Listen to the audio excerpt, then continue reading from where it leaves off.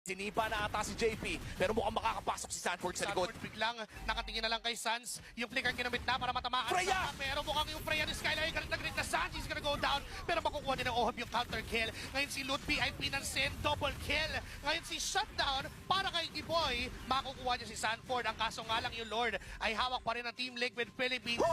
Makukuha na ng libre. Ngayon si Giboy ay naipit pa tinamaan ng Mountain Soccer. Jet Gandosson po pero Hindi nila gagawin yung mga pagkakamali na alam nilang bigla pang mababaliktad ng Onyx.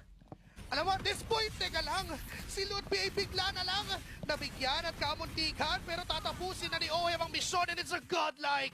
Diversion! Diversion! Tatlo pala yung nandun. Nagulat na lang si Giboy na hindi pala siya invited pero pinatan si JP pero wala siyang damage na saan. Pero there's like ginamit para makapagkita mga minimay sa taas and Sanji na Alejandro mo flicker out pa. Kyrie! Sanji ay tumama kay Kyrie at patay.